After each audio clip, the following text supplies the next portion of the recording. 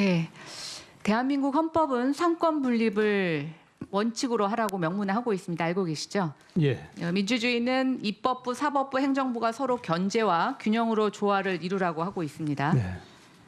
전임 국회의장님이 총리로 간다는 거, 저는 집권 여당이 행정부에 대한 견제 기능을 포기한 거나 다름이 없다고 생각합니다.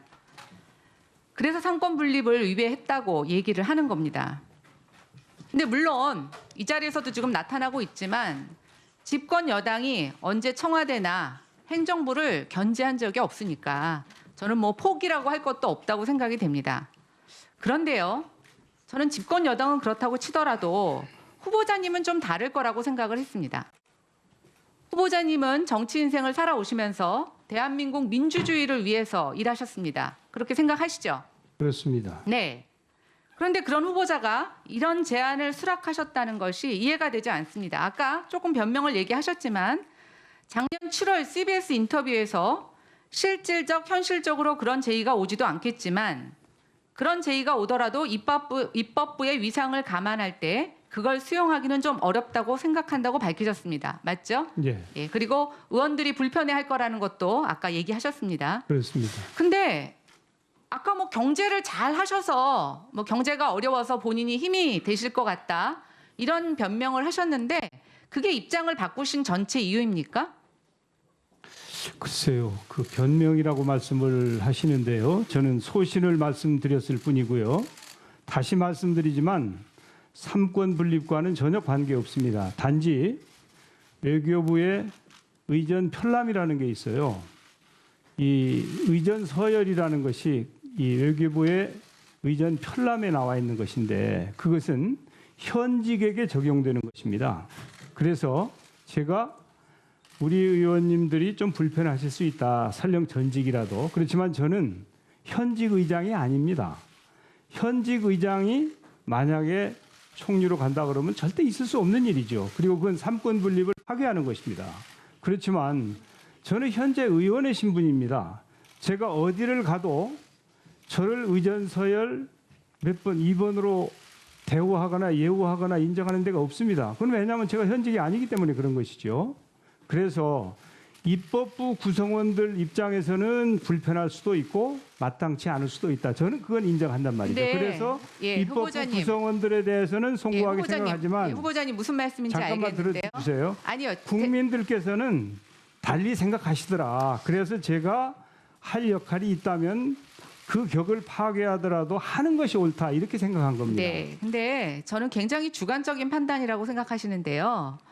한 번 의장을 하셨으면 밖에 나가서 정세균 의원님 이렇게 호칭을 받으십니까? 전 의장님 이렇게 표현을 받으십니까? 제가 종로구 국민들 그러니까 종로구 지역구는 어떨지 제가 모르겠지만 종로구 지역구 의원인데요. 일반적으로 한 번 의장을 하신 분은 누구나 다 의장님 이렇게 명칭을 붙입니다. 그렇지 그리고 않습니다. 저 하나 여쭤보겠습니다. 모든 이런 의원들이 불편해하는 문제 얘기하신다면 아까 무슨 사법부의 수장들이 국무총리가 된 경우도 여당 의원들이 얘기를 하셨는데 그럼 이번에 총리로 임명되시면 국회의원직 그만두실 수 있습니까? 제 임기가 얼마 남지 않았습니다. 아니요. 그러니까요. 어차피 하셔도 아무것도 못 하시는 거고 하는 건데 그런 본인의 소신을 증명하시기 위해서 국회의원직 그만두실 수 있습니까?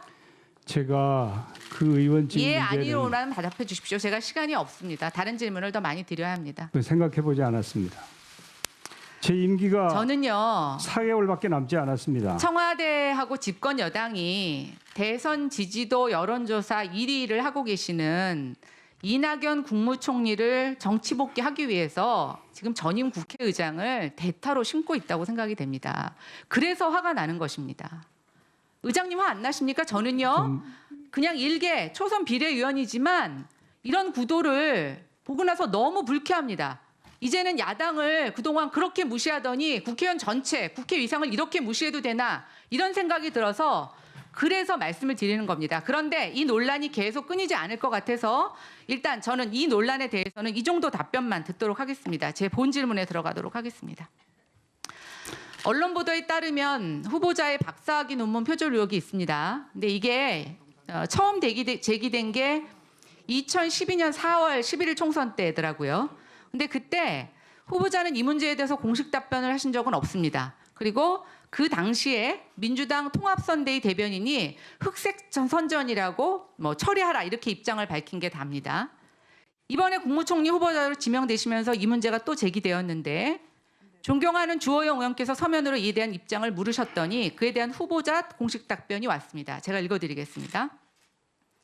당시 담당 교수의 지도와 적법한 심사를 거친 논문으로 심사 책임 교수도 문제가 없다고 밝힌 바 있습니다. 다만 논문 인용 방법 등이 현재의 강화된 윤리 기준에 비해 부족한 부분이 있다면 그 점에 대해서는 유감으로 생각합니다. 라고 답변했습니다. 맞죠? 그렇습니다. 네. 심사 책임 교수가 문제가 없다고 한 것이 표절 문제입니까? 정확하게? 그렇습니다. 근데 이상합니다.